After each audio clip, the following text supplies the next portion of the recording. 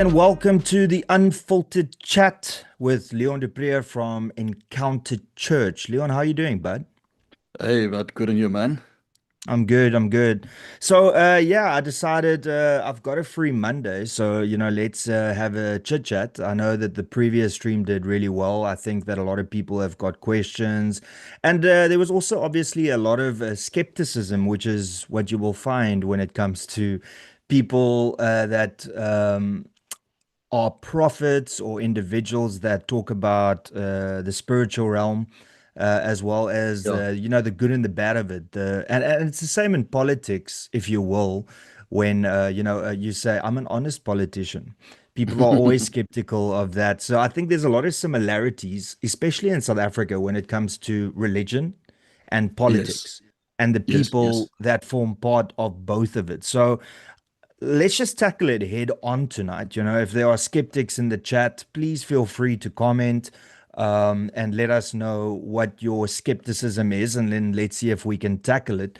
Firstly, I just want to say, how's it to Heinrich Schoenfeld for the 140 Rand super chat saying, Goeienaand almal, goeienaand Ronaldo. Ek hoop julle het almal 'n fantastiese lang naweek gehad. Mag die week wat voor lê opwindend wees. Thank you very much, Heinrich. And how's it to everybody that's decided to tune in for this live stream?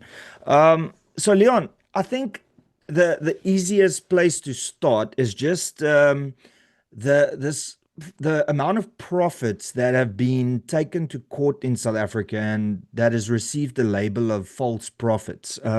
You don't have to get into detail on specifics, but just I would like to get your take and whether you can Mm. understand why the South African public has this perception of the religious sector. Yeah. Yeah, no, definitely. Look, I think that, and I'm sure many of the people in the comments will obviously be commenting on it, so on. But and I know people are still jumping on. So we got good numbers here on my side. It says 150 already. Okay, it'll go just now. But getting into the question you asked, look, you know, I feel it every day from the media to journalists to I think just in the last year, I've had 5 TV shows contacting me that wanted to make shows on me, or a journalistic or investigative journalist. Well, investigation journalists, you can't really stop them. They just go ahead and do it anyway. But and rightfully so, because obviously of what has happened, we got quite a few people that kind of like set the scene up, and what even made it worse is that I was connected maybe with one of them, but not there's a difference between talking and the difference between relationship. It's also a difference Mm. obviously between once you get to know, so you meet somebody and then you don't know what's going on fully, and then people want to associate you, then you become guilty by association. So I've been through that thing for years. There's many clips about me on YouTube about it. So many people paint me with the same brush, and also because obviously these guys that came in were prophets, and and some of them had actual gifts of God. I need to just clarify that. Some, I highly doubt it. Now, people will differ because they might have not known them up and close and personal. But, then with that, the government takes a massive stance against the word prophet right now, to such a degree that I can't even get a bond for my house, to buy a house. Doesn't matter how much income I have. The banks literally sent me saying I'm the fraud department, or I'm red flagged, or you know uh, It's it's so hilarious because it's like it's like a politician can get a loan like that, right? But most the politicians that eventually get found out for corruption are the ones, and then it's like, oh, where did the money come from? And then SARS wakes up a little bit later. But sorry, I found that funny. I'm sorry I no, interrupted no, you. it is. So I mean, I just recently, I'm looking at moving a lot of my resources, let's say it like that, out of the country. Not because I'm moving anywhere, for a lot of people are Mm. suspicious about it. I'll be staying forever in the country, but I made a study I help a lot of people with finances. We train a lot of young people in finances and business people and so on. And so, you know, the rand, I'll get back now to the question, but the rand drops 11% a year. I don't know if you know that. Mm, mm, 6% inflation, 5% devaluation, which literally means if you got even in property, you're not making any money. So I'm selling up, and if you put your money in something like Swiss, in Switzerland, it's got zero depreciation, zero mm, inflation. That's why there's a lot of millionaires there. So I'm busy doing that and doing that. All these international trusts just decline me one after the other after the other. And I'm like, what's going on? And they just keep telling me we can't tell you. There's some problem on your name. So eventually I mm. find out that somewhere it's marked that I'm politically connected, and I'm not. So Oh, on their system it says you're a PEP, person of interest, mm, and political person of interest, and so yeah, now to get that thing changed is such a mission.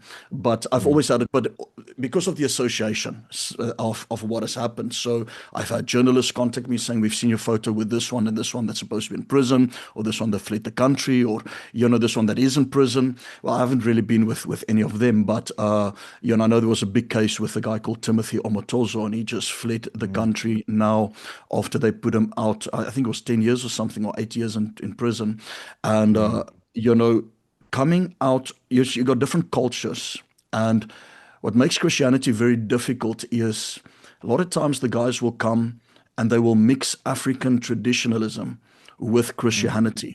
But from the outlook, it doesn't look like it. But only once you mm, get deep inside, it is like that. Now, with that culture or that traditionalism, a lot of times comes just practices like I can have as much women as I want, or I can do this with money, or fraud is okay because I got brought up in that lifestyle to survive like that. And then obviously that clashes with the Western culture, So, yeah, did these guys do damage, tremendous damage to my mm. name, when I say my name, just operating in the prophetic.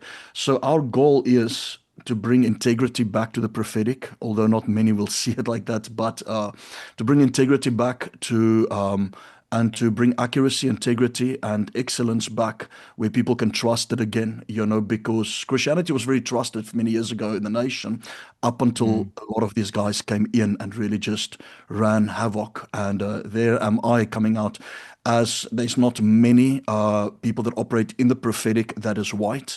So many of them began to call me like white TB Joshua or white Bushiri Mm. and this. It's what do you do? I can't do, I thought, let me change everything. And somebody gave me advice. They said, no, don't. If you change it, You don't next have thing, control over it. shifts, and then they're going to be in demand again. Then you want to change back. So just stay on who you are, true to who you are. And Mm. that's what we are doing. And yeah, look, from a political perspective, it's pretty much the same because I've been in photos with Andile Lungisa, which eventually went to jail for assault. I've been in photos with the EFF MPs and councillors, and they are singing Mm. songs about killing people based on the color of their race and their culture.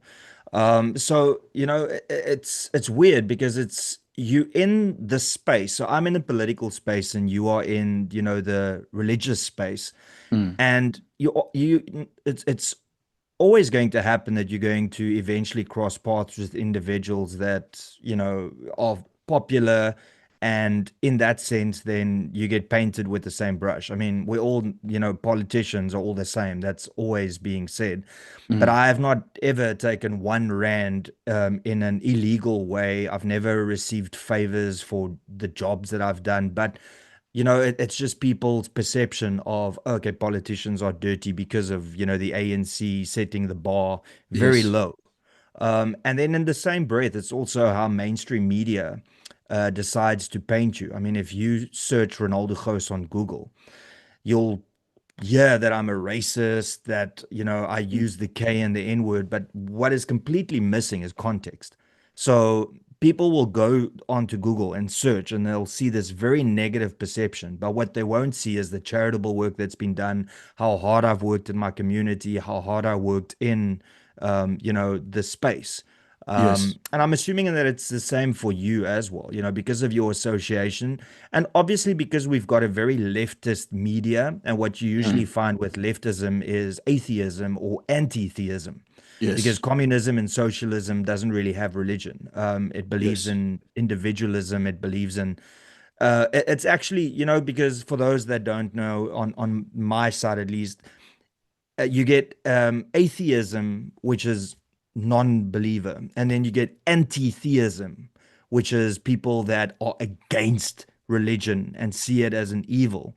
And I would say that mainstream media in South Africa is anti-theism. They want to anybody that they see that come up through the ranks and start getting popular, they see them as a grifter. They see them as somebody that's trying to steal money, or trying to influence people in a negative way. Ironically, though, it's mostly the mainstream media that paints this picture of themselves, but then hide it through, reporting on me or people like you, and then Mhm. getting that narrative. So, what do you have to say about the way that mainstream media is influencing people in a negative way? Yeah, I think that's why we have left. You know, just before we go there, you were speaking about that video of yours that they cut. You know, what happened Mm, with me is there was a video clip a private video clip that I once did to our close part. I got a close partners group, and I did it to them. And this video leaked out, and uh, some person that doesn't like our ministry cut the clip, and they cut the clip in such a way that it sounds like I say something very bad, and they spread this to every single church that I'm ministering at, that I was invited to. Even if I go to America right now, people will go look for this clip will be sent to them. Then they will receive an email and show me on mountains bowing down. And well, I'm just praying on a mountain, but they'll say I'm standing in mm, graves and praying. And I went to rivers for power. And these things just follow because we obviously have people against our ministry. So they'd use this cut and edit stuff. And some of the media wanted to come with me after that as well. mm, The media really put me down for other things, not really that clip. But I understand the pain of somebody clipping something like that. I mean, you can just Google my name on YouTube and that clip will come up, of how many mm, exposure channels is having that.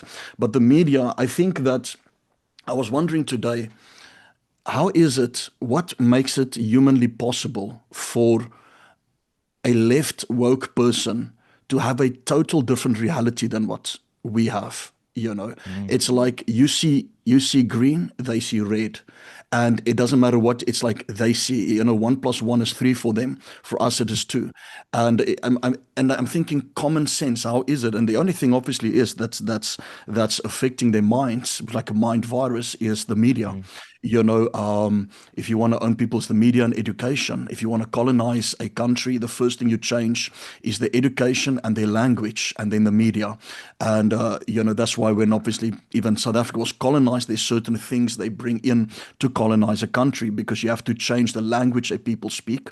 So that is what's happening right now. There's a language and a terminology change. We touch on something like the race laws. No, it's not race laws, it's redress. And simply because it's redress, it's okay right now. Okay, so did we just dress up a racist word, or a racist mm, act and made it noble? So language is very powerful because it can change everything. It can change the perspective. It can change the belief and the ideology. So media does this. I mean, they are atheist, antichrist. They are narcissists. They are against God in every aspect. And I'm not saying every journalist, but if a journalist is a Christian filled with the Spirit of God, there is no way they can stand and work for somebody like News 24 and do what they are supposed to be doing, number one. And number two, I don't believe, and I'll get so much flack for this, I don't believe at all a Christian can be left and woke. You're not a Christian. mm, There's no way the Holy Spirit, that you don't get a conviction, that you don't get a something to change. mm. And to allow that type of thinking, it's totally brainwashed. So we obviously see it in South Africa, and I think the worst is a left white woke person. I don't think you get anything worse than that. You don't. And added to what you have to say, I mean, I'll use three examples. Okay, so leftists, extreme leftists, Julius Malema. I don't I don't see how he can be Christian. He Mhm. sings every week a song about killing people. If Mhm. he proclaims he's a Christian, he's definitely a false Christian, not a real one. Yes, yes. Then let's look at Dan Corder. Dan Gorder. No, Dan Corder definitely not. That former prostitute from Sunnyside, whose name shall not be mentioned, definitely not. And then the very famous pole dancer, political commentator. If you don't know her name, I'll let you know afterwards. But definitely also I know. not, Christian. Yeah. So, and by the way, for the people on your side that's watching, this is pole dancing done for exercising purposes, not for stripping. Because I know there's no other means of getting fit other than jumping on a pole, apparently. Uh, but so yeah, I mean, I agree with you. I think the worst thing. Well, look, okay, so according to the media, the worst thing that you can be in South Africa is a vocal center or center right white person. That is the Mm. worst thing that you can be according to the media. Yes. According to me, the worst thing that you can be in South Africa is a woke leftist white Left. individual. So Yeah. I agree fully with you because simply of the fact that how blind do you need to be to look at what the laws are in this country. So, not sure if you're aware, but three new race laws have been implemented. So now the total amount of race-based laws in South Africa is 150. 145. Yeah, 145. I've got it 145 too. race-based laws. So this means that the law that is there distinguishes people based on the color of their skin for a purpose for the law in order to be enacted.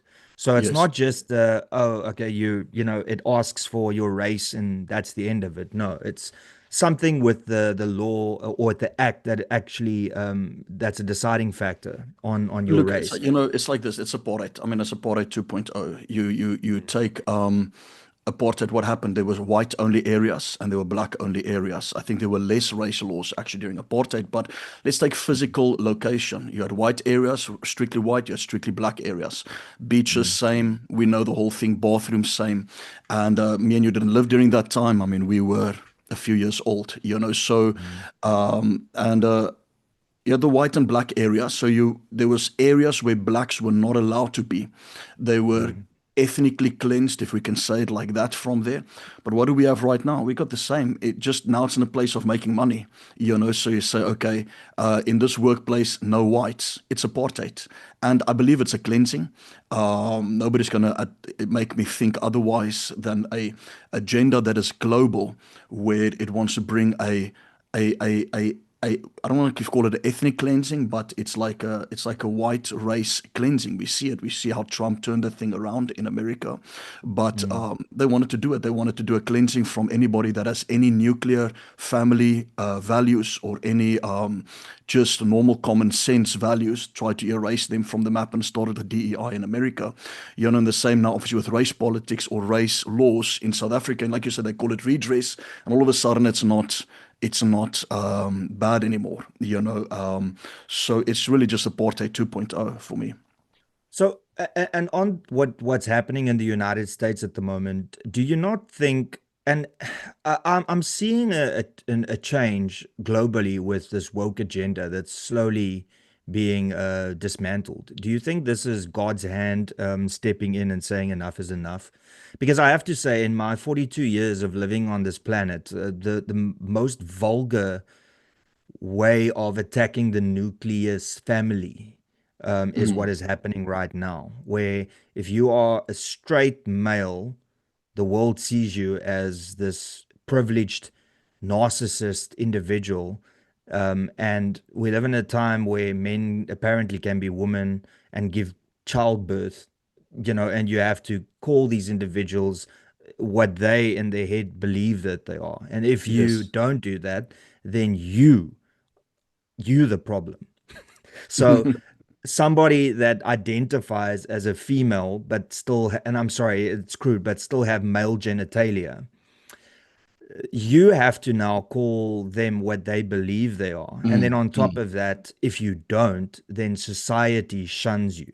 But I have seen a shift in that, especially in the West, where countries like the Netherlands, the Mm. United States, and parts of Europe is taking it back and saying, no, a man is a man. White straight men aren't evil. No matter how many times you try and fool us by saying that we are, we're not. Have you also seen that it's subsided a little bit and it Yeah, looks and like, obviously people will attack me and say I'm saying Trump is of God. I'm not saying that, but we mm, see right throughout the scripture how God can use wicked kings also, or even people mm, who are unbelievers as to doing good things. We really see it right throughout scripture.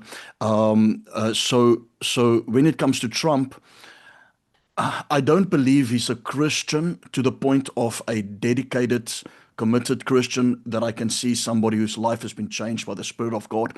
But I think he's doing much more than most Christians have done. I think he does more Christian. He has more Christian values, more conservative values that is obviously Christian based. And he stands up for the church. I think it's the first president worldwide that is actually standing up for the church, making way. I mean, he's got weekly, all the ministers, friends of mine, even there, that's in the White House, laying hands on him, praying for him every single week. He mm, instituted a faith office, whether he chose the right or wrong person, that's neither here nor there. He actually put a faith office in to fight for the church. In South Africa, mm, we have people going to witch doctors, sangomas, muti, and that is what all our presidents are doing. So there's a clip where you see how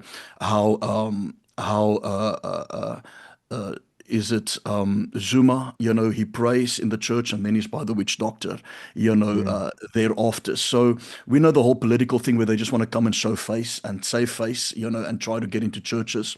But do I think it has changed? It's definitely changed in America, but it's only because somebody, if I say godly, I'm not saying he's a Christian or so, but somebody who is godly and someone who has right values being president and is not being bought.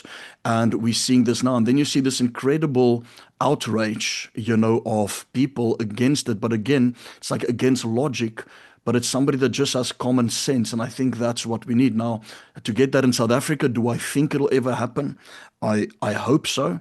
But my hope is at 1% or 2%.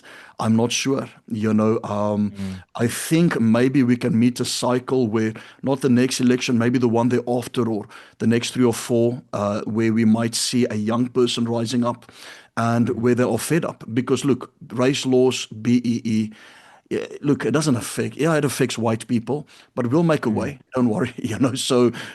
mm, We'll make a way. We survive, and we can. But you know what it's putting down? It's affecting more of your masses. It affects more of your middle class black person. It affects more of your lower income black person, and it makes it even more impossible for them to come up. And because it's only kept in the hands of the elite. So mm. that I will stand always on. Now, people have told me I should be silent on it. I shouldn't mention it because obviously I'm into religion. But that's the truth. I can't not admit it. BEE Mm. laws, yes, it affects white people, definitely. But we'll survive. The But thing let is, me it jump affects in more there. black people. Yeah. Yeah, exactly. So Solidarité did a deep dive into broad-based Black economic empowerment, and they found that broad-based Black economic empowerment has cost this country 3 trillion rand. Now, please understand that yes, it affects white people, but white people make up 7% of the population. Now, Mhm. 3 trillion rand, that is potential money that would have gone to uplift people to get jobs because we have a broad definition of unemployment that's 42 to 45%, youth unemployment that's 63%. Who do you think that affects? That it's mostly black individuals because Absolutely. 80% of this population in South Africa are black individuals. So Absolutely. when people like myself that are white say broad-based black economic empowerment is evil and it's discriminatory and it's not good for this country, the people that mostly suffer because of it are black individuals. And the question is, at what point will these individuals realize that the ANC and the government at the moment is taking jobs away from them, stealing their futures from them because of these policies? Absolutely. I mean, Mm, look, the thing is that uh, uh, uh, why is now they ask this question, they say, why is white in household income still 5 times, I think they said 5 times bigger than a black household income. They say that BEE is they need it for that. No, BEE is for, I mean, look, Cyril got the president, Cyril, got business because of BEE, plainly because of BEE. He was given it. Somebody said to me, oh, in fact, David, that's on the line, he said to me, no, look, we were speaking about IQ. And he said, look, Cyril's IQ must be very high. I said, no, I doubt it. I said, let's Google it, and it's just not to be bad. I said, let's Google it. And I Googled it, and Google gave me a number, and I showed him the number. And he said, no, no, that cannot be because he's rich. I said, listen, I said, you're not rich because of a high IQ. You're rich because of political connections. You're rich Mm. because of somebody that gave you something. Yeah. Cyril is not a business. I don't care how many businesses he owns or have that was given to him. Nothing was started. Yeah, the McDonald's shares was gifted, the mining shares were gifted. There's a difference between IQ and EQ because Oh, people definitely. that don't have IQ uses EQ, which is emotional intelligence, Mhm. right? Mhm. And that is used to manipulate. Now, let me give you an example of emotional intelligence, right? It is when you get onto a podium and you have been afforded a high-ranking position in the ANC and you constantly just say it's apartheid's fault, it's colonialism's fault, it's Jan van Riebeeck's fault, and you play on the emotions of your audience, and you Mhm. know that the individuals that you are talking to don't have formal education because you failed that as well by allowing 30% to be considered a pass. I mean, can we just like brass tacks here? Would you would you accept a doctor that only knows 30% of his procedures or a pilot that only knows Listen, you're speaking about a 30% of the pilot. controls? I'm sorry I'm jumping in, but I'm Yeah. sitting and I'm looking at these planes falling in India and all over, and they reckon that was a DEI hire, okay, because India is full of DEI. So now I'm Mm, thinking, I'm sitting on the plane and I'm watching the pilots, and I'm like, okay, who's walking in? Okay, because if I see BEE walking in, I'm not on that plane. And it's not a mhm, racist thing. It's like, okay, has this been granted by merit or has it been granted by race? mhm. You don't want to mess around with a pilot. I'm flying a lot. I really do fly a lot, and I don't Mm. I don't want to mess around with that. So it gets But serious. I mean, look at the plane crashes all over. Yeah. and you see, like this is also the point that I was making for many years in saying that these race-based policies that discriminate creates a new um, generation of people that are abrasive towards other races because it's like, well, you don't feel bad for benefiting from these policies, and you perfectly fine with white people being excluded and colored people to some extent, and I don't think that it's blatant racism, but it puts that little seed in the back of your head going, is this person competent or is this a DEI Of hire? course. And then if you feel that way, then there's something wrong with you, according to the woke Mm, leftists and mainstream media. But before we continue, there was something that I just wanted to get back to with regards to Donald Trump. So I'm also not a massive fan of Donald Trump, but you can't deny that he has been the most firm president when it comes to what he wants to implement, right? mm, And I think I agree with you that he was probably like one of those religious people that would pray when something goes wrong, mm, not pray when it's going good. Um, and I think the moment that all changed was when that attempt on his life happened where mm. his head In just one adjusted second. at the Yeah. right time. Now, if that was not, what's the term Act when of God steps in? Well, it's an act of God, providence, it's a providence, it's called providence or the act of God or Yeah, a there's another sovereignty, saying as sovereign. well. It's like when it's like the intervention or Yes, something. yes, yes, intervention, yeah. Yeah. So, firstly, I mean, if his head didn't turn, that bullet would have gone through his brain. So, at the exact time, because we all know a bullet is a few thousand kilometers, an Mm, hour.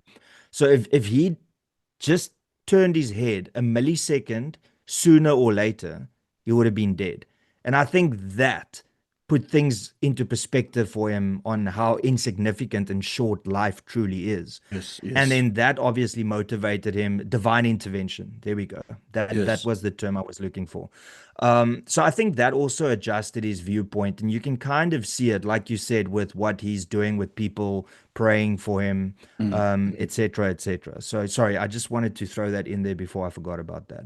No, no, no, no, it's fine. No, look, definitely. Look, after that, he obviously spoke, and then, I was actually laughing because I'm thinking, now it's even going to give him a greater chip on his shoulder because now he thinks he's really God's chosen. Yeah, it's like, hey, I dodged a bullet, literally, you know. But yeah, added to that, of course, is the fact that South Africa is in a weird space at the moment because the GNU government yesterday was, or 2 days ago, was officially now a year old. And I don't know if you've seen any difference, but I definitely have not. Um, and to an extent, this kind of shows that yes, ANC was the problem, but the problem is also bigger than that. It's in the way that the government is structured. I've got a Yes, fundamental issue with the provinces of this country. I think that provinces should have a lot more power power. We in should be run like the deciding, states almost. yeah, Yeah, federalism, yeah, yeah. so that every province governs itself based on schooling, based on the Yes, needs of the people. Because you see, like the Eastern Cape is vastly different to the Western Cape, where the yes, Western Cape is majority colored and white. yes. And therefore, you'll have Afrikaner culture, you'll have British influence, and you'll have colored influence. In the Eastern Cape, the overwhelming majority is Xhosa. And then you go to Mm. Durban and KwaZulu-Natal, that is predominantly Zulu. Yes. So so the thing is, we say that we are a rainbow nation, and we say that we respect cultures and traditions, but then we do this thing where we put everybody under the same umbrella and just say, hey, you have to be Now, treated like this. now that I think is touching now on reality, and people going to scream racism, because it's kind of like a subtle, because you don't, I don't know what's the word for, I don't want to say segregation at all. I don't want to say that, but there is still a place where cultures have to be on their own, Mm, celebrated in a place where they know one another. And then there should be a central point of coming together or doing business or whatever it might be. But I think they should be given that private space. And right now it is not given. In fact, it is opposed because whenever they see that, or at least like with something like Orania, no, I don't stand for Orania at all, but they see something like that, then it's immediately attacked. But I think there is going to be a needed thing of self. What do they call it? Self governance. I don't know mm. if it will. I don't know how a country can shift to Self-determination. there. I can't see how even the Cape Independence. I'm not sure how a country can just give up the Western Cape. I know there's a lot of hope in it. Maybe it can do through the international court. I'm not sure how those steps work or the possibility of that. But I think self governance is very important, or at least, like you said, at provincial level, where there can be Mm, a difference, and then you can move to the state where you feel best for that fits your views. I'm mm, not sure how far South Africa is of that. Look, when corruption is so deep, I don't know if I can see it changing. I don't know. Because, I mean, look at Africa. There is definitely a core root or a deep rooted seed of corruption. And it's not a racist thing saying that. We can say the same in the Western. So there's other roots, there's other things that are deep seated. Obviously corruption is all over, but where you have a country where there's poverty, there will always be corruption, and people are trained up in the education system of corruption. What we're mm. sitting in the church world is very difficult, of ministers coming out of Africa. No, definitely not all of them at all, but many come out of a state of incredible poverty, and they are trained from young to use the Bible to commit fraud, to manipulate, and it becomes a career to be a prophet, not a calling. and Mm, they are trained from young to preach. I promise you, as kids 8, 9 years old, they can prophesy, they can preach, they can quote the Bible, and they walk on the streets, they tell you your name, prophesy your name. They trained in it, but they trained in corruption because of the poverty. So how do you change someone like, now obviously God can change them, but it's something to do with the conscience. That's what I wanted to mention. When you remember when you and Katya were on and I spoke about narcissism, and mm, I didn't actually say it's trauma that caused it, but what I was saying is that something went wrong in the conscience of that child, mm. in the upbringing, maybe lack of parents, maybe wrong ideologies, but something stopped a development in an area of a conscience. That's in my experience. She's a narcissist expert. I'm not an expert on Have that. you I have, reached out to her yet, by the way? yeah, I have. I messaged her, but I haven't gotten a response yet. So, Okay, so so I'll, she's being narcissistic. Okay, I'll I reach messaged her out. this morning only. So, Oh, so I you've been a messaged her this narcissist. morning. So, look, I counseled hundreds of people. I don't want to say thousands, that's exaggeration, but I counseled in the last 15 years, hundreds of people, done deliverance on many people. And kind of like working with people, you can see the disorders, personality disorders, and borderline personal, dissociative identity disorder. You can see all these, we worked with all of that stuff, reprogramming and so on. But narcissism is something that's new or that I've seen coming up and really spreading all over. We're trying to find the source of that thing. Now, God can change people who are narcissists, Mm. but the root of that thing is very difficult to see. It's something that went wrong in the conscience. It's something now it's demonic. The demonic taps in on it, but I believe parents are a big play. And Mm. parents just really decide which way a child goes, and that's the problem of South Africa as well. The Well, lack of fathers, lack of parents.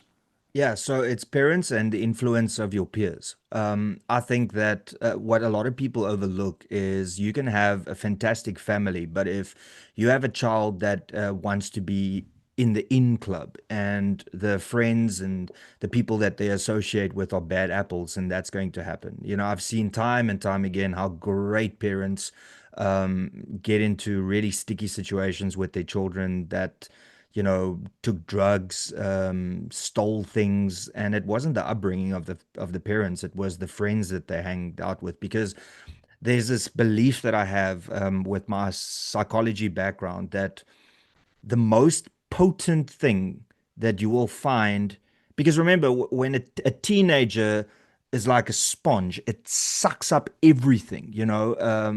when I say it, I don't mean it in a derogatory way. I'm just saying a teenager is he or she sucks up information.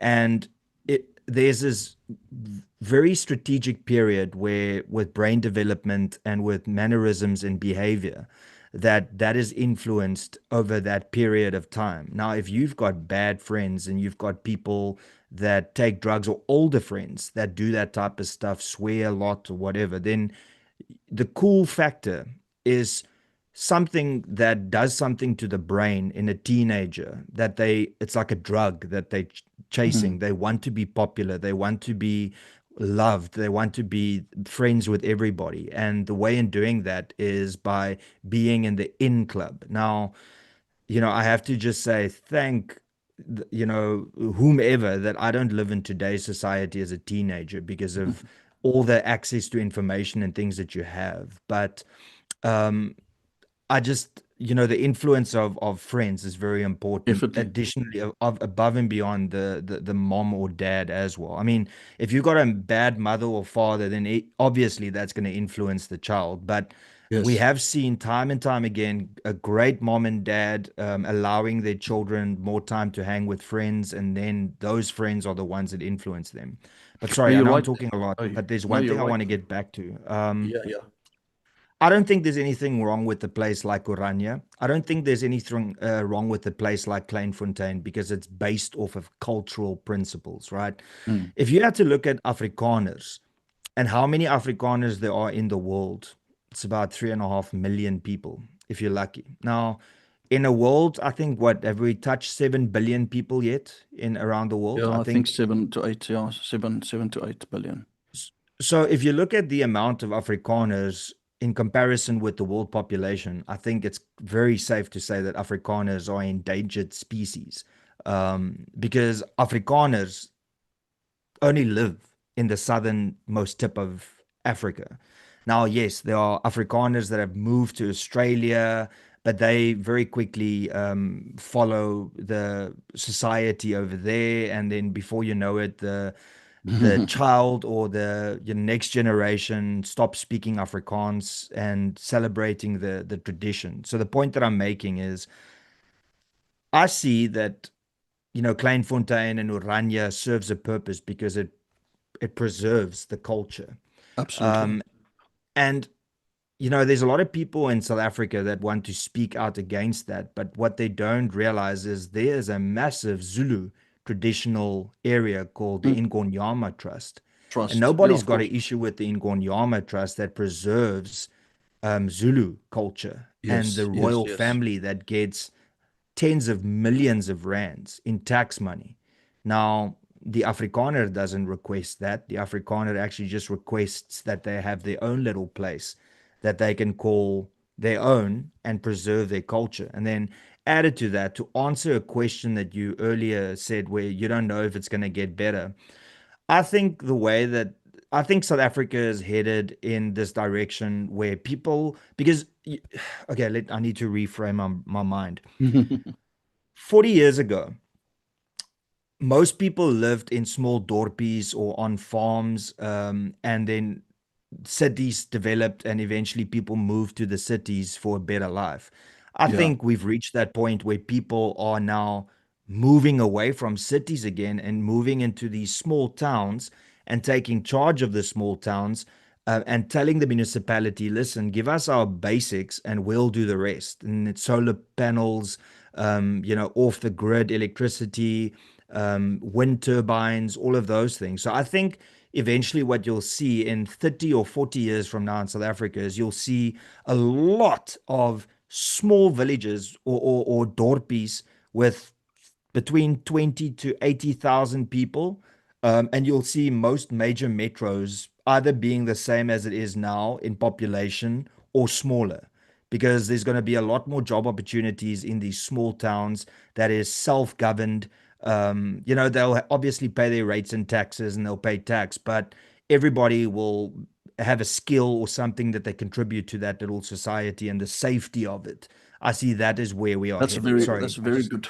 No, no, no, no, no, no. That's great. That's very good. I want to make it clear when I said I don't agree with Orania. No, I agree with the no, I concept. get I it. just don't agree with I don't like that hardworking labor lifestyle as an Afrikaner. You go there, it Oh, looks, yeah, I yeah. know I'm like, man, it looks so poor. It looks so dry. I'm like, I'd rather live.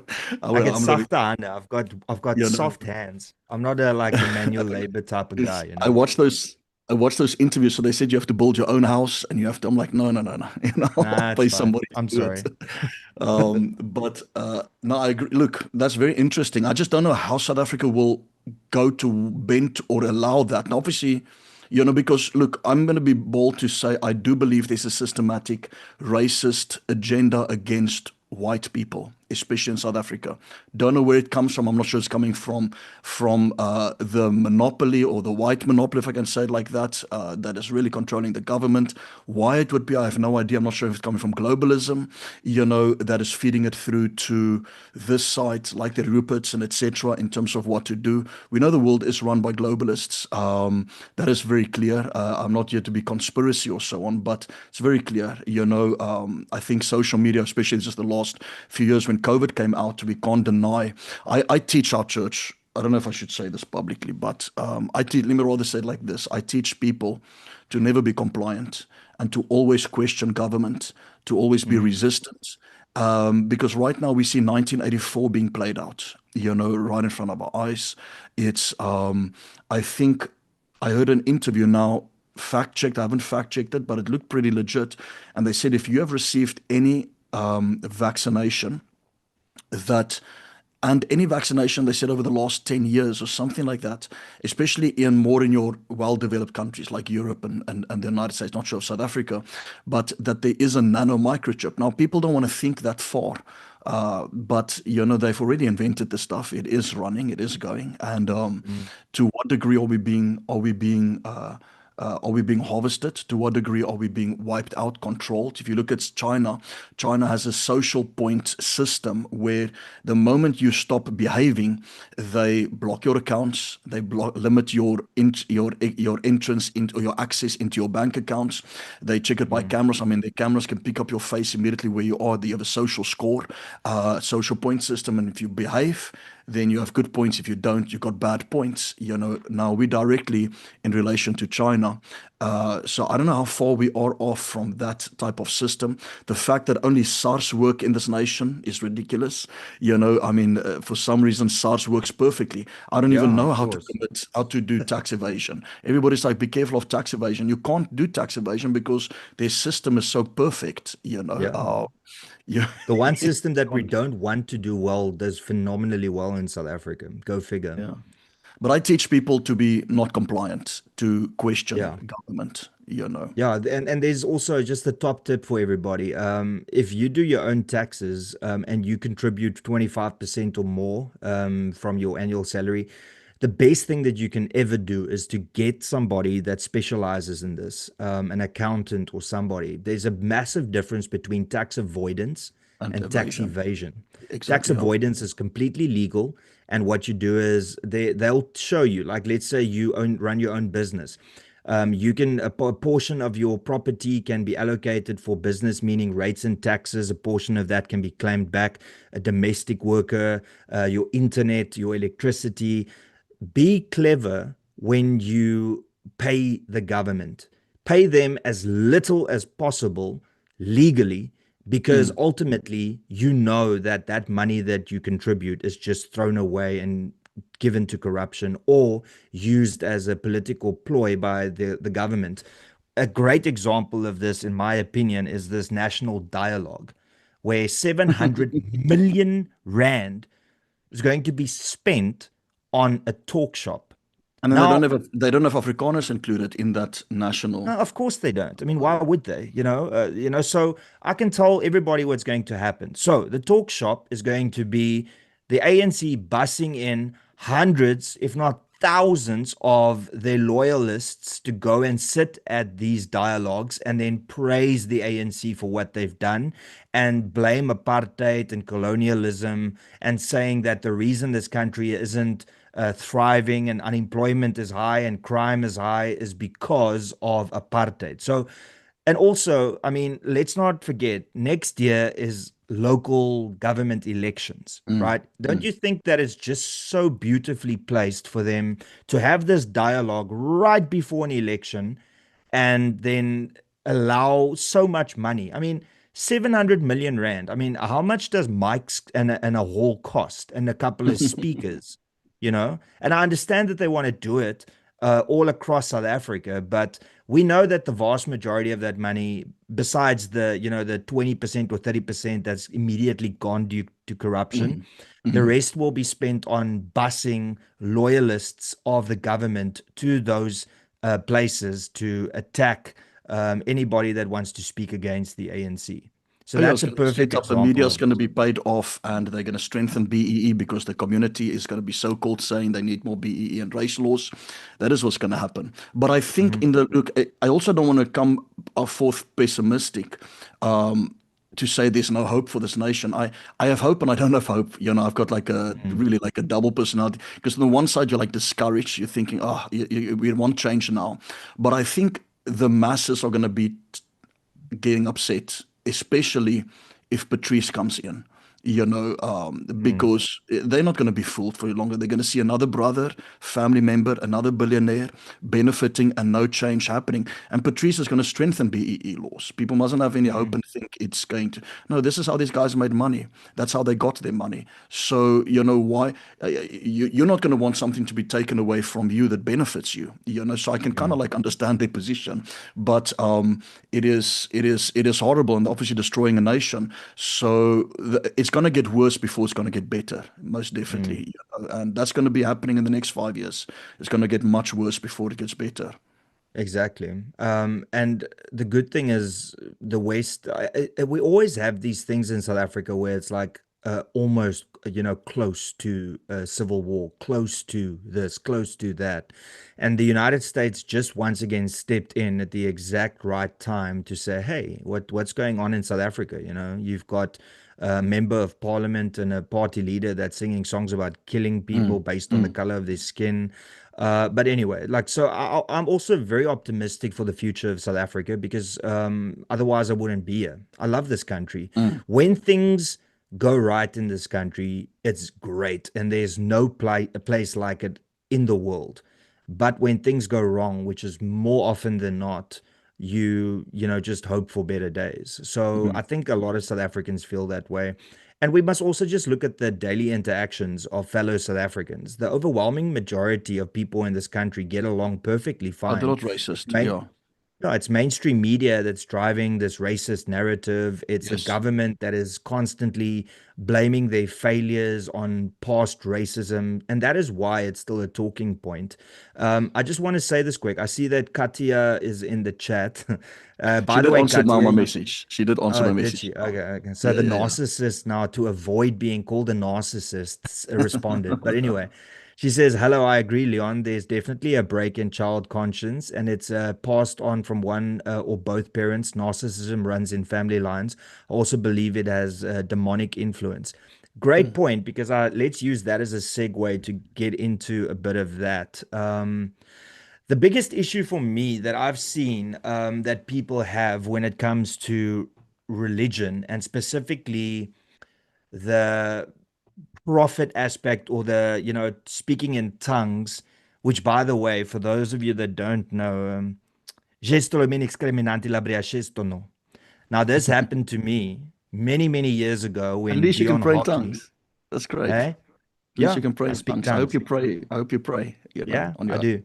Okay. So the point that I'm making is, so that was 15, 17 years ago. And that has stuck with me because of the fact that I was saved. And I was saved by, obviously, God, but Dion Hockey was the one that, Whose son is did that my to me. videographer.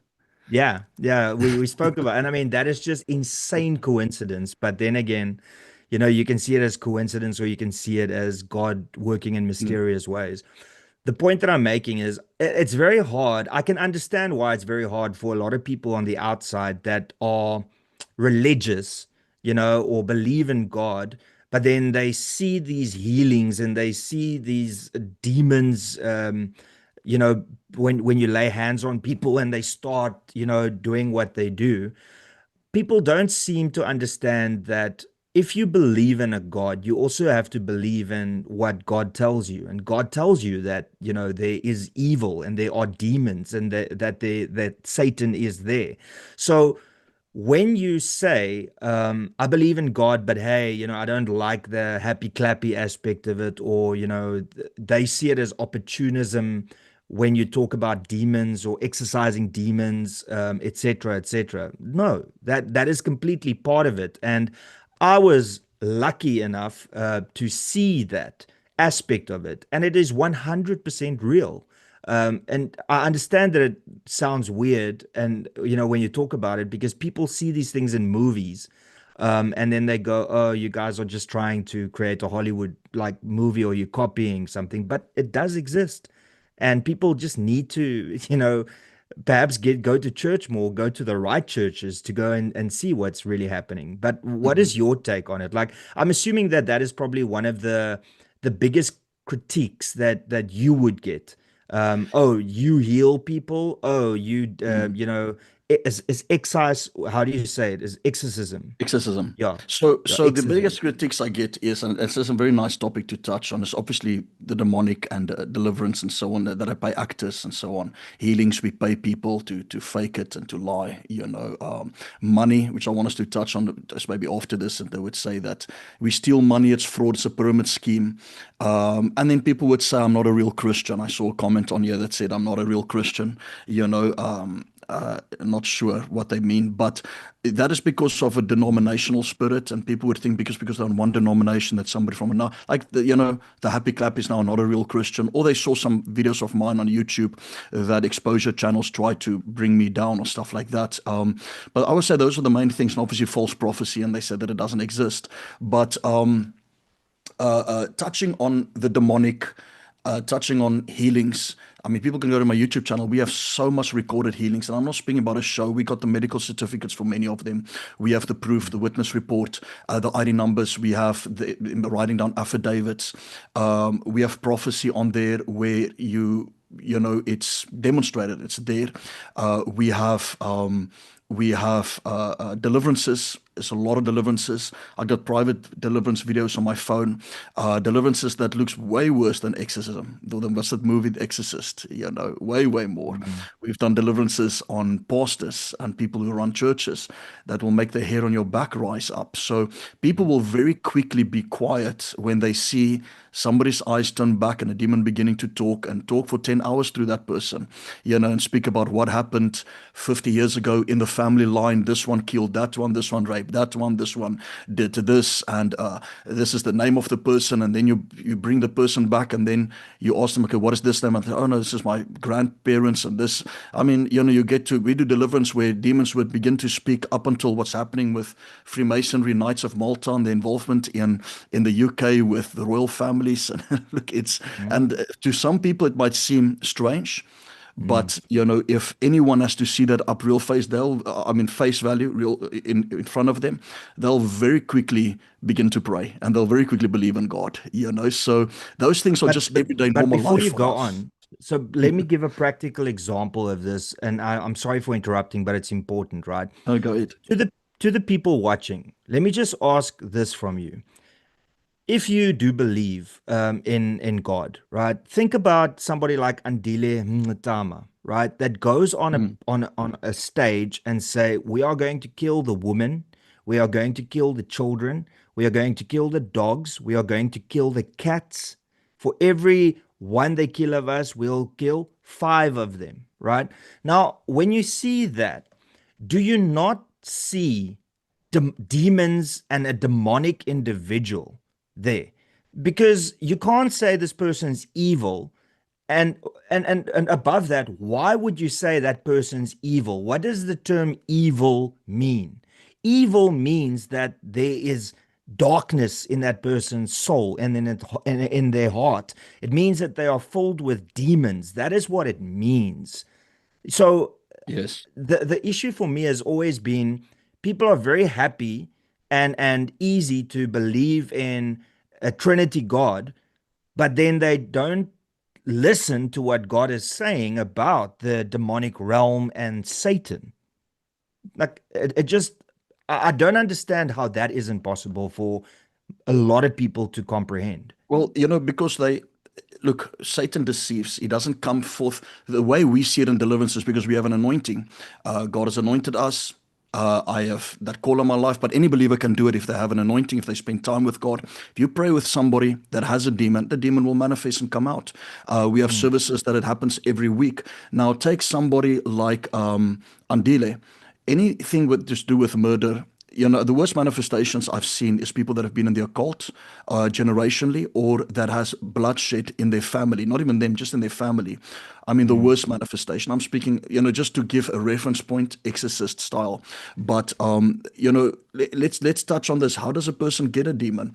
I don't just believe anybody that is a Christian can get one just for doing any small thing. But if you are taking drugs recreationally, and I'm speaking about drugs that opens up, especially things that open up the spirit world to you, something like acid. That is, mm. I've just seen the Mushrooms. increase of that, mushrooms, and you take it recreationally. You're enjoying it. So, we have seen strong spirits operating in people that we had to do deliverance on, that is in drug addiction, that has taken drugs, sexually involved, or that has been abused when they were young, coming out of the occult, or that has murder in their family and generationally, and generational curses. Those are the things we have seen that would immediately be possession. And when they become a Mm, Christian truly and they receive the Holy Spirit, many times those stuff don't leave. They have to go for deliverance. And most Mm, churches, 99% of churches, don't offer deliverance. I'm sure there are many, but right now on a public platform, we are one of the only ones in the nation. mm, You know, when I say on a public platform, so I don't want to, I know there are many people, God uses a lot of people, but those who have a public platform, we are one of the mm, only ones that does deliverance thoroughly. And we've seen some serious stuff. We are busy with one of my pastors is in prison and did a serial killer case that killed about 15 people. They got it was very high profile. I don't want to mention the names or anything just for their protection because we're working with the guy. He got saved. The main guy got saved under our ministry, and they did deliverance 2 weeks on him in prison. I mean, those demons were throwing that guy around. Other prisoners are scared of my pastors walking in there because mm, they saw power. And the prison guard said it's the first time they saw the power of God in prison, and they gave us 6 hours a week to go in whenever we want, where other churches only get 30 minutes a week because they mm, saw results. And this guy that was a serial killer, more than 15 people, completely delivered, completely free. We recorded his testimony, and once they give us the go ahead, we're actually gonna post it. So mm, we video recorded the whole thing. So this stuff is very real, and this is what's ultimately operating in these politicians is that, the Bible says we do not wrestle against flesh and blood, but against principalities, powers, rulers of darkness, spiritual wickedness in heavenly places. What runs and governs countries is principalities, it is demons. So if it is a Christian running it, it is better. But when you have somebody that goes to witch doctors, sangomas, they are completely possessed. And any mm, agenda they have will be against any conservative value. It will be against any Christian value. And it will just breed more bloodshed. And, so that is what's unfortunately happening with our country. And that is why Trump made a difference, because he might not be a fully born again Christian, spirit filled, but he definitely has the values. And he's bringing that to the forefront and he's being open. I just don't think he had an encounter or know how to put his faith in so that he's spirit filled. I believe he believes in God, but not mm. in the point of where he got filled with the Worshiping. Spirit. Mm. Yeah. I see. Oh, yeah, So and that's also what I wanted to say before I forget, especially when it comes to people that use being a pastor or something like that to their advantage. You just have to go. When was it? It was Human Rights Day.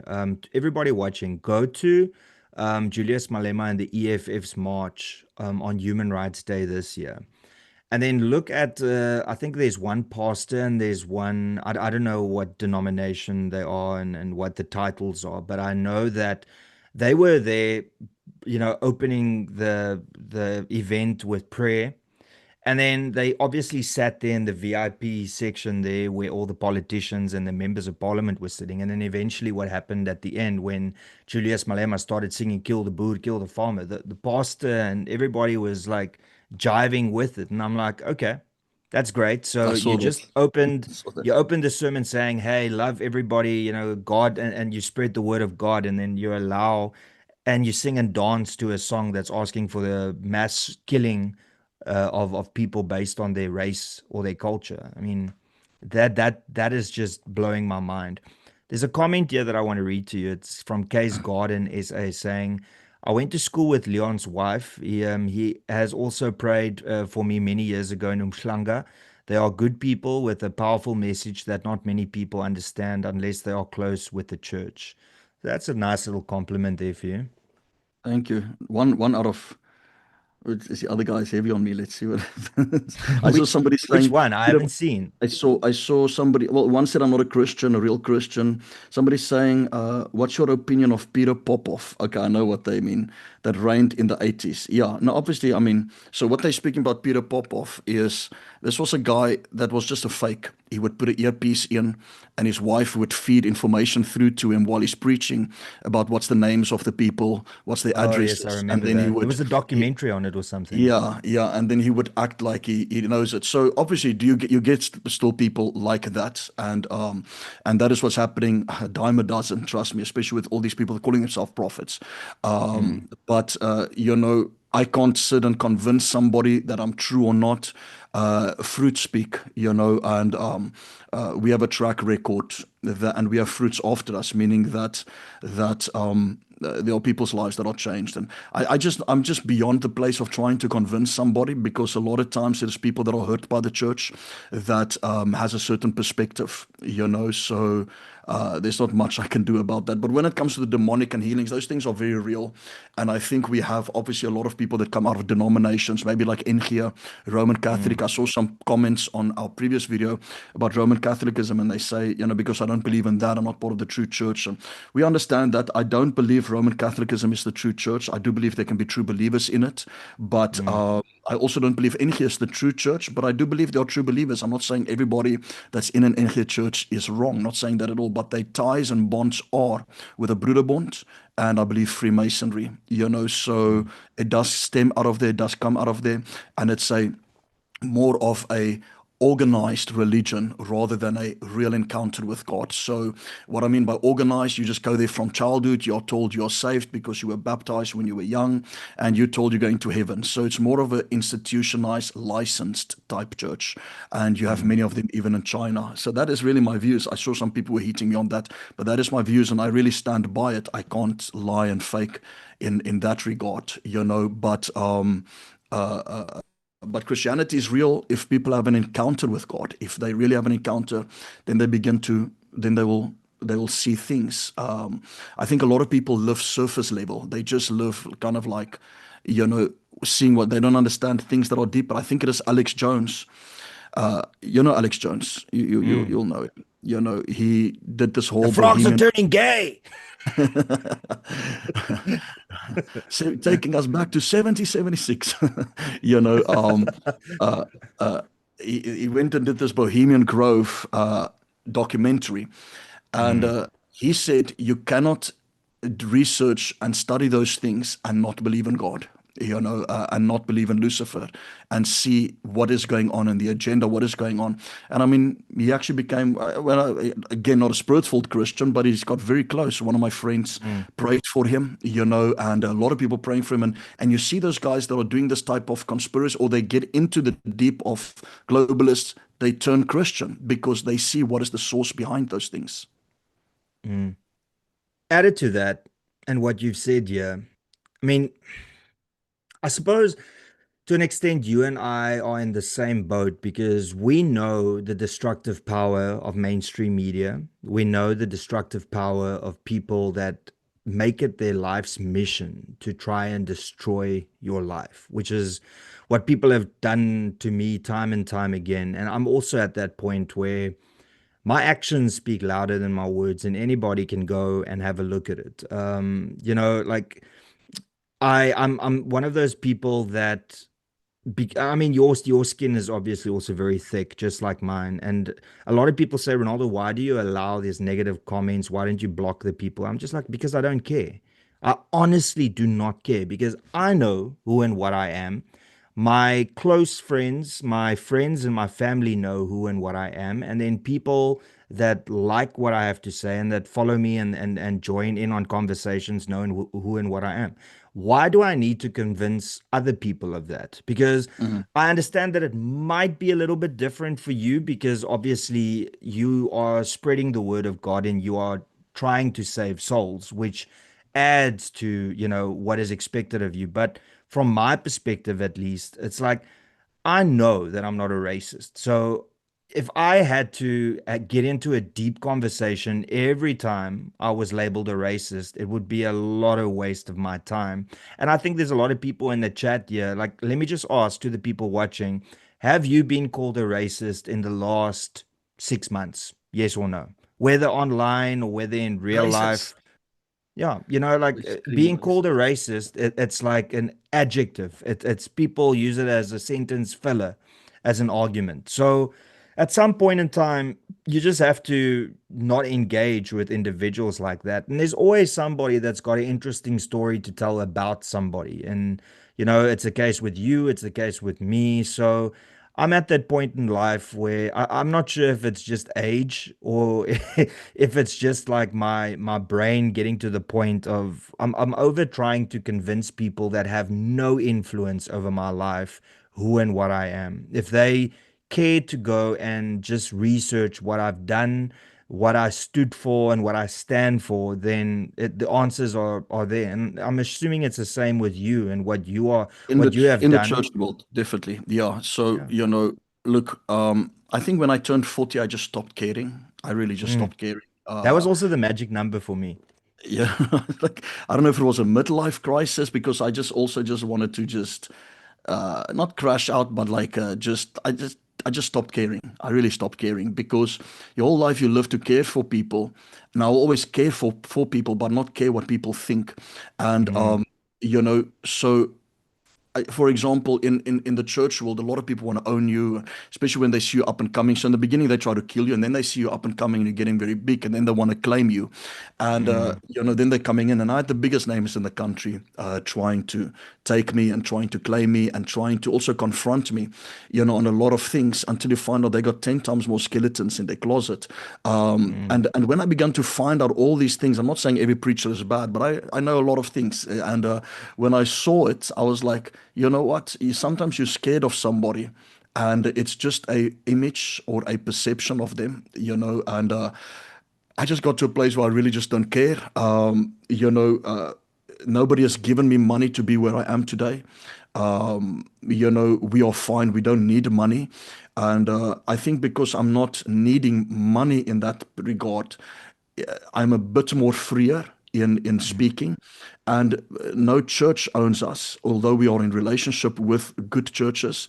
And I mean, my best friend runs Rhema Church, and I got one or two older guys that I submit to that, but they don't control me at all.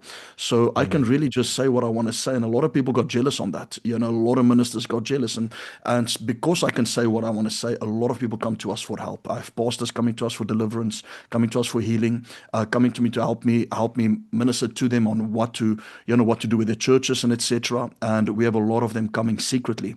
So some of their names, if I have to drop it, it would not be good. But I think because they see that I'm free, we're really not owned by anyone. And I was in the church world, I was really put through the mill. We were destroyed in the nation, and God has just always been there for us. So it just brings you to a place, and that's why we took on ourselves also to help people financially. So we train a lot of people in finances, help them in finances. Mm. How to get their businesses up and going. I believe that's the only way you can make it in South Africa. If you're going to look for a job, there's no hope, and you must go Mm. in business. So 80% of our church is in business. 80% of our church, young people everywhere. So I did this one youth night, and it went into the newspapers in other countries, so they were upset about it. We called it Young and Rich, and it had me on, and we had this gold type clothing, and Oh and yeah. and we called it Young and Rich, and we had this, and it was about almost 400 young people came. I mean, it was the beginning of our church. Place was packed out with young people, and I got up and I preached. But we taught them on how to be good with money. So obviously, people put in the newspaper and say, "Oh no, we're just into prosperity and so on." No, it was just we had to catch them, and Mm. teach them. And look, 80% of our people are doing business. So I believe that is very important to teach people how to be emotionally strong, physically strong, spiritually, and financially strong and mentally strong, that they can break the system. So my goal is to get people out of the system so they're not dependent on a job or on this government. There's no pension for you Mm. coming in this government. That's why I was just looking at plans to move some of my stuff out because of what is happening. But that's kind of like our goal. We bought an app. I got about 600 people that signed up to it. We got about thousands that signed up on a free thing, but where they pay monthly, it's like 6 to 700 people. That's partners, and there we train them business stuff. We got a FSP license and help them with investing, help them with anything. Just not receiving anything for it, and not taking any part, no pyramid scheme or anything, but just to legitimately try to help them to get up financially. Because if Mm. you don't have finances, you don't have a voice. Yeah. That's just the truth. It is because I mean even with me when I was working for a paycheck every month, even with the DA, you are limited to what you can say. I mean, and I definitely did push the envelope, and I knew where that line in the sand was, but it was still there, and it still messed with my mind. And now that I'm, free from party politics and I comment on it, like I've never felt freer in my life. And then added to that, also just to I think to conclude this discussion, And we must definitely do another one. And you know what? Like, I have to admit, the comments tonight, I would say 95% have been Was good. overwhelmingly positive. Thanks, guys. Um, yeah, but even if it was 50% negative, it wasn't going to change my mind on whether or not we will do another one, because these conversations is good. It's good for my soul. And I will continue to do good what I believe is good for my soul and what I believe would be good for my subscribers to have a listen to. But the one thing in closing that I want to say is, I mean, clearly I can see that you are business inclined with your mind, in the sense that you want to make good decisions. Now, Mm, if we had to use the logic that you are a false prophet and that you are in it for the money, then I would say that is arguably one of the worst investments that you're going to make, because at the end of the day, what happens when you die? You're going to spend all eternity in what? Hell, because you were a false prophet.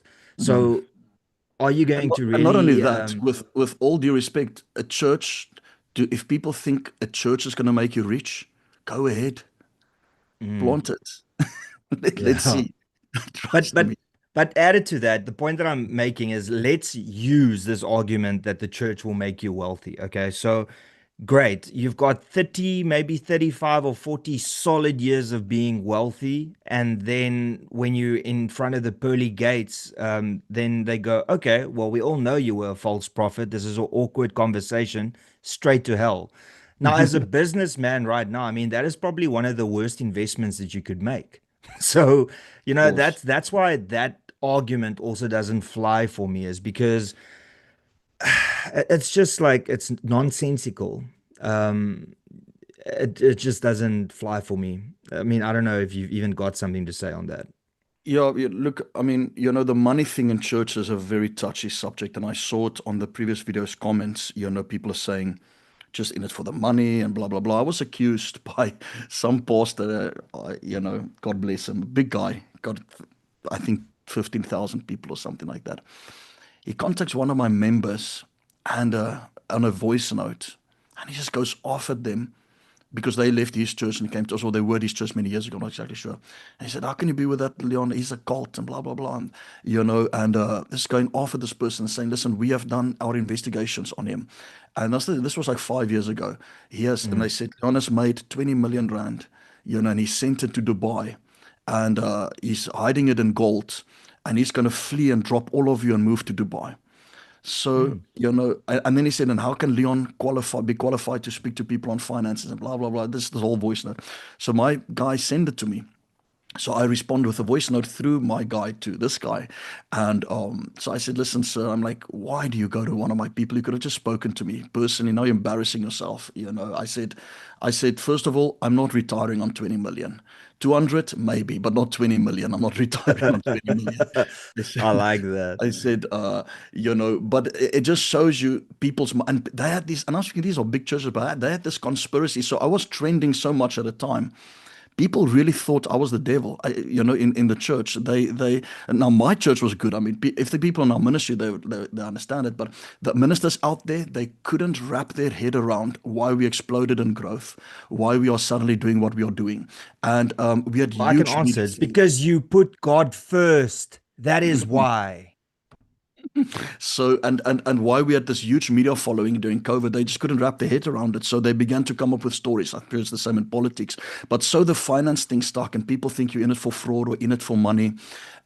It's not so easy to steal money in this country No. when you're white through a NPC. So when people give in a church, they give into a ministry, which is a NPO, NPC company. Some of them are Section 18A, some are not. And we have a whole structure and we are of companies, which is non-profits, public monies, that is audited by a fiduciary. It's run by a fiduciary, audited by external independent auditors every 6 months or once a year. So you can't just take money. I mean, there's pastors that have been convicted for it. There's one guy now that fled to America. He was building a building and he fled to America with the monies or something like that, and they are after him. They're going to extradite him from there to here. So you don't just get away. SARS has a very powerful system.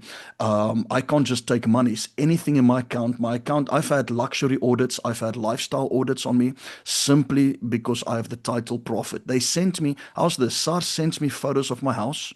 Google Earth photos. They sent me somebody come to my house, don't know how they got it right, took photos of my house, what vehicles are standing at my house, and it's not even my Mm, vehicles. This is how hectic scrutinization I've gone through. So mm, would I want to steal money in that regard? No, you can't just steal money. So all our monies do go into a fund, and that's what we're building our building for, and we're looking after the poor, and we're doing all those things. During COVID, I paid 15 pastors' salaries. Pastors out there that's got nothing related to me. One of them, no, I won't mention names or anything like that, but that's what we do with the finances. God just chose to really bless our church, and now we obviously do need much more for the building we're building, but you know, up until now, we've been flourishing, and a lot of people would see that. I realize the culture in South Africa, at least under some of the white people I've experienced, is or in the church world where I come up, the moment they think you're rich, they just think I'm not rich, but when they just thought I had or I looked rich, they try to destroy me. And it's always about money. And I heard that it's the whole of South Africa has that complaint in the black side and the white side, where they feel that people are putting them down the moment they achieve something, which is a disease in the mm. nation.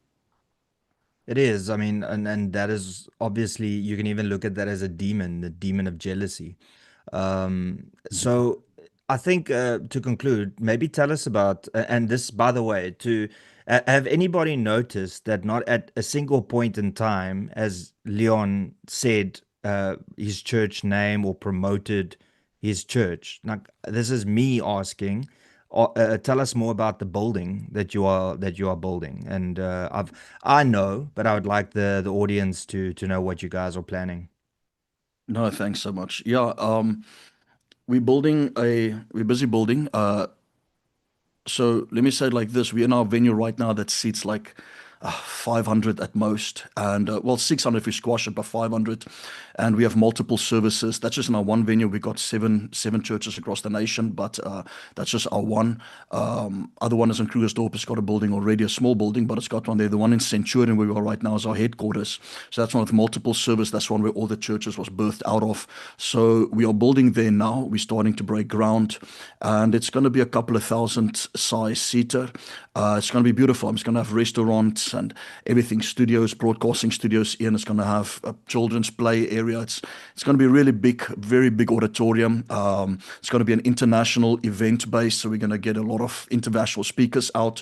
We do these prophetic schools and stuff like that, where we have people flying in from all different nations to come and be here for a week and be trained. And we're going to do all those type of things that's going on. Then obviously broadcasting, we're trying to get out as much as possible, broadcasting on much channels as possible. Once we're in that venue, we're breaking ground this month. It's a building. I think it's a look around. We're looking around 100 to 120 million. But inflation on building is so crazy that Mm, if you wait 6 months, it can double. Your steel can double. So it's mm, we're racing a time here, but we're gonna build, and this is only 7 years in the making. So I know we're gonna build it cash. Banks don't loan to mhm, churches at all. So in America, very easy. I can do it 3 times that size. But here, mm. all the banks declined us. So we're building it cash, and we started breaking ground. So it should be finished in about a year and a half to 2 years time in Centurion. And yeah, that's where the main headquarters is. So that's what we're busy doing right now.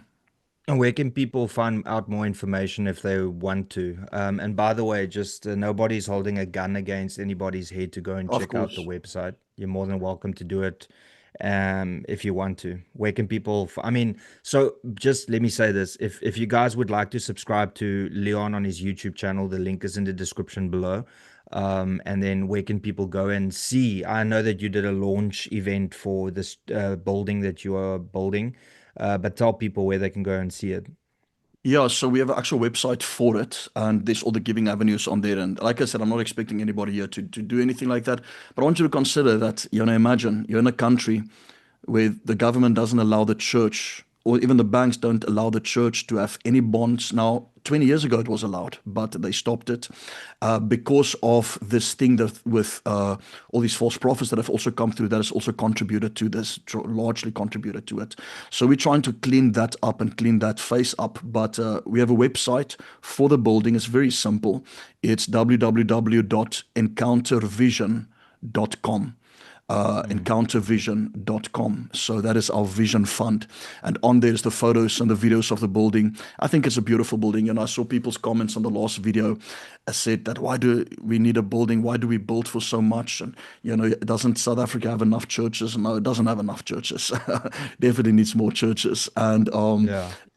they said you could have given the money to the poor. We could have. They said the same to Jesus when a prostitute broke perfume at his feet. Judas said, we could have given this money to the poor.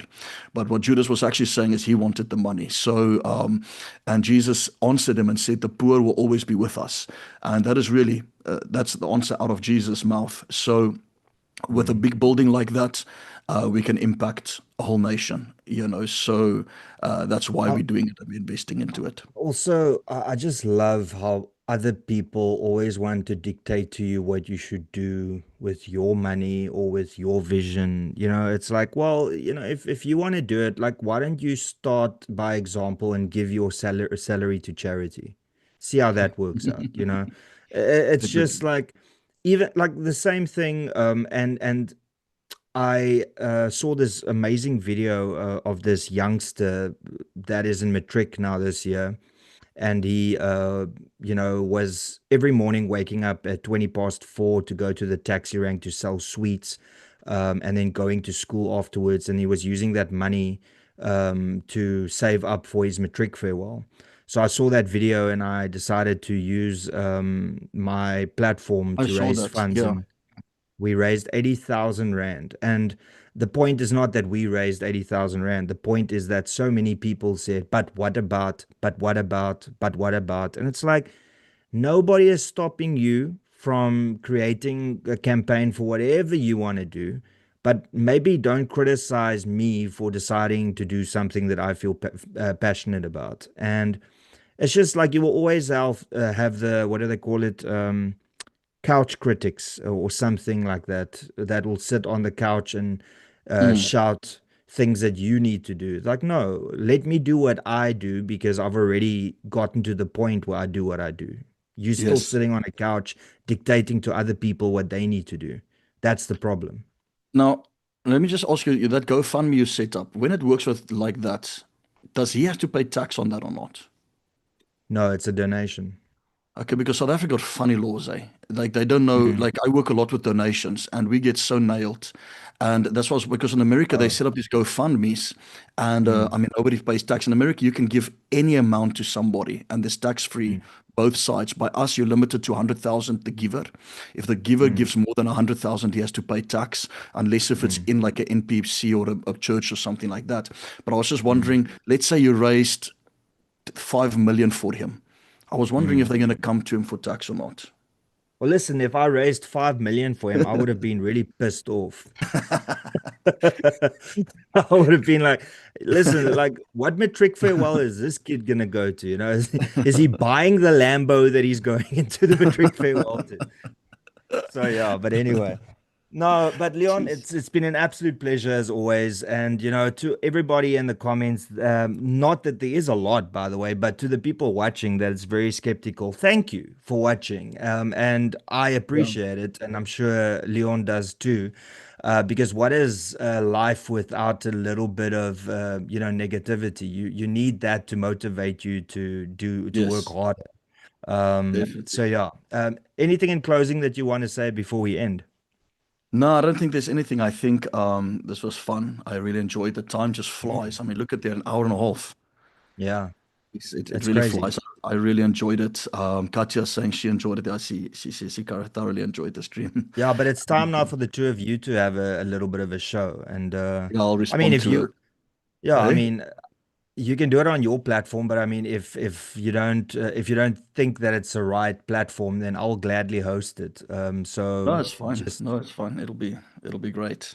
yeah. It'll be really But I great. think so I mean the first one that we did, I mean obviously we have communicated with each other, but it's weird to make it into a video or a live stream. And I really enjoyed this because I think it's a cross-pollination between politics and religion. And Mm, mm. most people know that the government that we have is very leftist. And like I said, leftism and religion don't really mix, especially communism and socialism. If you look at there's a lot of people that say, religion has killed more people than anything else on earth. Well, they need to go and look at what communism and socialism has done to this world. You know, but anyway, with that being said, I think that we definitely need to do more of these, and especially from this angle, unapologetic, talking about things that you and I know happens, whether it Yes. is the spiritual realm, whether it's demons, whether it's talking about false prophets. We just need to stare it straight in the face and deal with it. Because I know from a politician's perspective, you are doomed and you are spoken ill of, even if you are the one good politician, Yes. and on your side, it's the same, and unfortunately, we are in fields that there are a lot of negativity in and opportunists And I that think it that is, I think it is important. I wanted to say this before we go, but I think it is important that we do these podcasts. And you and I saw obviously there's a few podcasts I follow, like the Morning Shot with Byron and I think Concerned Citizen and Gareth Cliff even he's really done well. And those are the kind of like and yourself, the podcast that I follow. But I think it is very important. I don't know where the church is. I'm just upset because the church and the nation. I know because I deal with the top leaders. They're very scared to stand up. Very very scared. Mm, A lot of churches have been silenced by ANC, and a lot of churches are influenced and paid by the ANC. mm, Even white churches, okay, I know very, very well, and many has received certain monies, so they can never speak up. And the moment I speak up, they tell me to stay silent, or mm, they say you're going to throw a ministry. When obviously I'm careful, I understand. I've got all people in my church. But I know all our people are right leaning. I don't care what party they vote for, but I know they're right leaning and not left leaning. And but I think more Christians should speak up, and more churches should get into podcasting. And I don't know how to go by it, but and I know that some will begin to stand up. Obviously, it's very difficult for their voice to come out as well. But I really believe this podcasting thing and the news and alternative news media is going to change the media and can bring a change to the country, even if it's just a mm. beginning part. And you have to have faith in it because you have to have that conservative. You see, the Bible is right. It's not left. Nothing about the Bible is left, Mm. and nothing about the world, going good is left. Everything is about being right. I'm not saying extreme right. I'm just speaking center to right. I mean, what we believe is conservative, Conservative values, and now family, people, faith, flag. yeah. Now people will say, okay, but we come out of tribalism or we come out of this. And yeah, but it doesn't matter. There are still certain principles that can cause you to be blessed, that can cause you to have good success, and that is faith. Mm. Well, I'm keen to do a lot more of these, and just have frank discussions.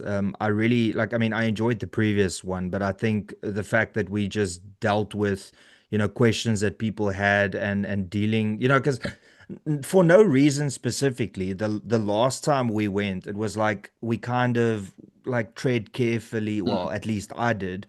This time it's just, well, people proclaim that you're a false prophet. People proclaim that I'm a racist. Well, let's deal with it and let's just talk about Mm, it. It is mm. what it is.